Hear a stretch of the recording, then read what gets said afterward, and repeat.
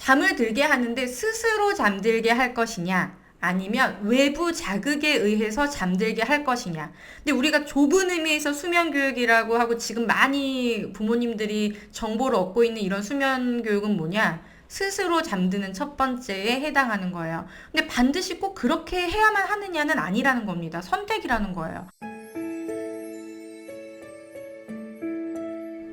안녕하세요. 육아메이트 오연경입니다. 오늘은 수면 교육에 대한 이야기를 나눠보려고 하는데요. 수면 교육하면 뭐가 생각나세요? 아이를 울리거나 또는 울리지 않거나 어쨌든 아이가 스스로 잠들게 하는 것을 우리가 수면 교육이라고 생각을 많이 하세요. 그리고 이제 정보들이 워낙 많다 보니까 아이가 일단 태어나고 그러면 돌 이전에 이제 아이를 낳은 부모님들이 이 수면 교육에 관심이 굉장히 많으시더라고요. 지금 우리 부모님들이 보통 이야기하는 수면 교육 있죠. 아이가 갓 태어났을 때 이제 하는 그런 교육들은 굉장히 작은 어떤 하나의 요소밖에 안 된다라는 걸 말씀드리고 싶어요.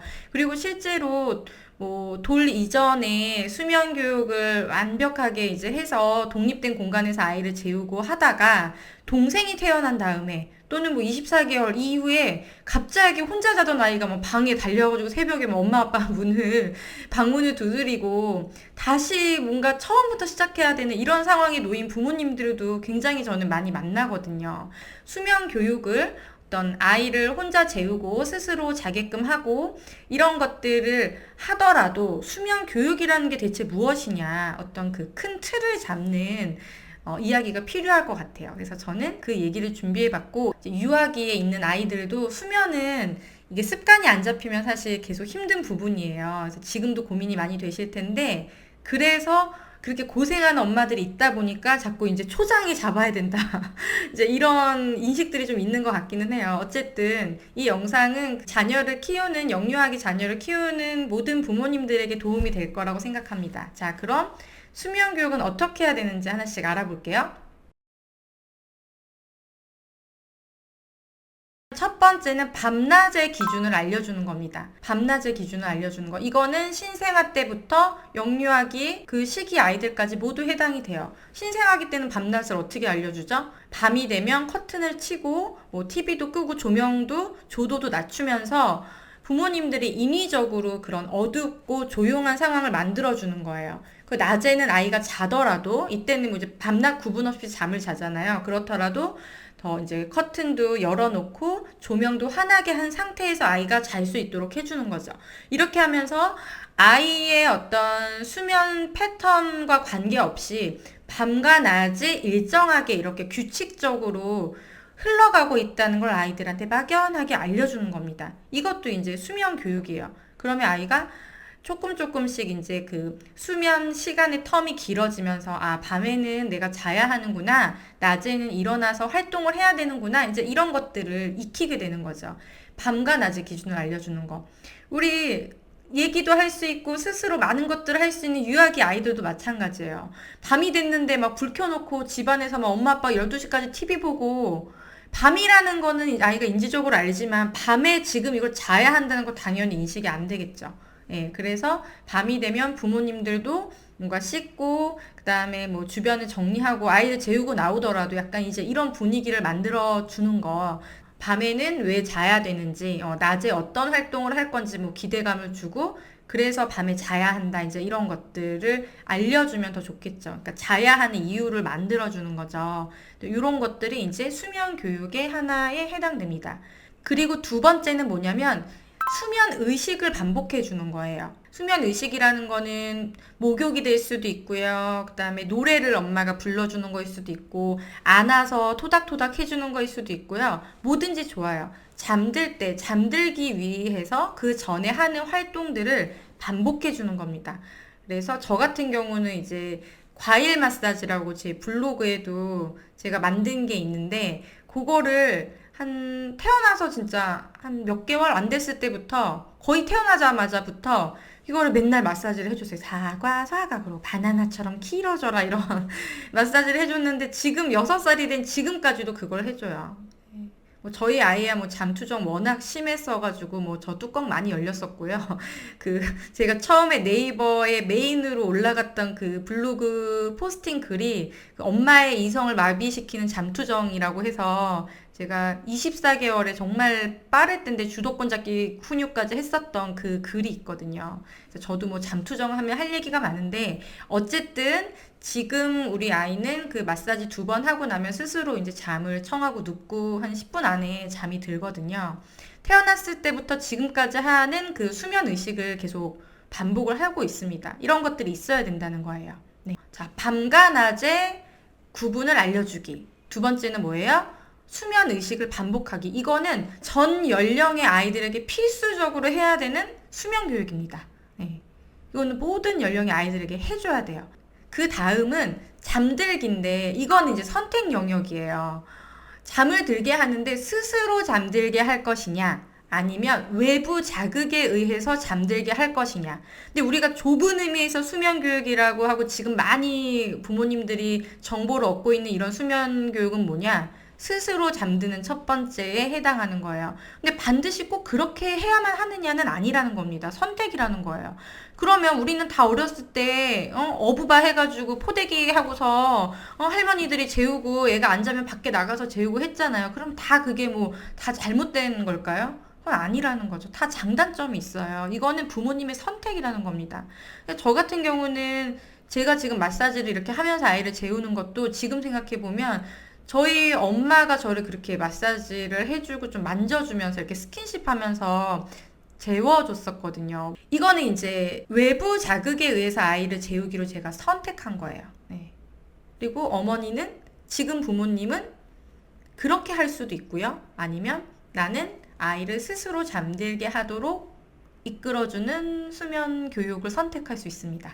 근데 이게 아이 기질에 따라서도요, 성공 여부가 달라져요. 사실 외부 자극이 없어도 혼자 잘 자는 아이들이 있거든요. 네. 그리고 아무리 우리가 스스로 잠드는 그거를 해도 예민한 아이들은 이렇게 귀도 청각도 예민하고 이런 아이들 있죠. 기질적으로 이런 애들은 잠을 깊게 못 자고 쉽게 작은 소리로도 깨기 때문에 굉장히 이제 힘든 경우들이 있어요. 어떻게든 그 인내의 시기를 견디고 정말 전문가의 코치를 받고 아니면 어머니가 막 감이 있어서 어떤 아이의 울음에도 별로 이렇게 어떤 목표를 가지고 있을 때는 끝까지 밀어붙여서 성공할 수는 있어요. 좋은 거죠. 성공할 수 있으면. 성공하고 낮에 양질의 상호작용 해줄 수 있으면 좋습니다. 그런데 내가 우는데 막 마음이 아파. 그리고 울리는 수면 교육이 아니라 하더라도 떨어져서 자는 게 좋다고 하니까, 해야 된다고 하니까, 지금 안 잡으면 안 된다고 하니까 하는데 나는 우리 애를 품에 좀 안아서 재우고 싶은데 이럴 수 있잖아요. 그런데 굳이 그거를 필수적으로 해야 되는 건 아니라는 거예요. 어차피 언제 하느냐, 태어나자마자 이 수면은 이렇게 네가 자야 하는 거야를 교육을 할 건지, 아니면 한 돌 정도까지는 내가 아이를 안아서 재울 수 있으니 재우다가 한 돌 정도 됐을 때 누워서 자야 되는 거야를 가르칠 건지, 그 시기는 좀 늦어도 되잖아요. 언제부터 어떤 방법으로 아이를 재울 것인지는 선택의 문제라는 겁니다. 필수가 아니라는 거예요. 예, 이때 수면 교육 돌 이전에 안 한다고 해서 그 다음에 큰 문제 생기는 거 아니고, 오히려 그때 수면 교육 성공했어도 나중에도 또 다른 어떤 훈육의 문제라든지 환경이 변하면서 나타날 수 있다는 거예요. 그것까지 우리가 어떻게 다 미리 예방할 수는 없다는 겁니다. 네. 이 점을 꼭 말씀드리고 싶었어요. 필수가 아니다. 네. 그 다음에 이제 수면 교육은 뭐가 있냐면, 아이가 수면을 거부할 때 훈육의 영역입니다. 이거는 분명히 졸린데 안 자려고 하고, 자러 들어오라고 하는데 계속 이제 놀이를 하려고 한다든지, 부모님한테 계속 뭔가를 요구하면서 잠들지 않는 핑계를 만든다든지, 이런 것들이 나타나거든요. 예, 아이들이 그리고 체력이 이제는 점점 좋아지면서 자는 시간을 계속 늦출 수가 있어요. 졸려도. 이럴 때에도 우리가 수면 교육이 필요한데, 이거는 훈육의 영역이에요. 잠을 안 자려고 하거나, 잠이 안 오거나, 더 놀고 싶거나 여러 가지 이런 상황들에서 아이가 이제 떼쓰고 부모님 말을 무시하고 계속 놀고 이제 이런 모습들을 보이는데, 이런 것들을 억지로 아이를 재울 수는 없어요. 억지로 잠이 안 오는데 어떻게 재워요? 그래서 사실은 그 수면의식, 제가 첫 번째 얘기했던 그 수면의식 있죠. 수면의식을 할 때 좀 즐거워야 돼요. 침대에 눕는 게 즐거워야 되고 그 자체가 부모님의 어떤 무기처럼 돼야 됩니다. 엄마랑 하는 마사지가 즐겁다든지 엄마와의 책 읽기가 재밌다든지 그래야 잠을 안 자려고 회피할 때 지금 아야 엄마랑 책을 읽을 수 있어. 엄마가 지금 마사지 2번 해줄 수 있는데 이렇게 하면 오늘 마사지는 못 하잖아. 이런 식으로 지금 당장에 뭔가가 있어야 되는 거예요. 그러기 위해서는 누워서 어떤 수면 습관, 수면 의식들이 즐거워야 한다는 거죠. 그리고 그 즐거움이 곧 훈육 대화를 사용할 때 어떤 아이의 행동을 움직이는 동기를 자극하게 되는 거죠. 잠들 때 아이에게 즐거운 요소가 있어야 하고 그걸 가지고 이용해서 우리가 대화를 만들어가면 좋겠다. 이런 말씀들을 드리고 싶고요. 평상시에 훈육이 안 되면 당연히 재울 때도 힘들겠죠. 그쵸? 마지막은 뭐가 있냐면 졸린 상태에서 아이가 짜증을 내는 이 잠투정 훈육이에요. 아이들이 많이 나타나는 모습이 뭐냐면 이제 계속 요구하는 거예요. 뭐 화장실 갔다 올게, 물 먹을 거야, 뭐 이러고 자다 일어나서 갑자기 밥을 먹는다고 한다든지 이런 거 있잖아요.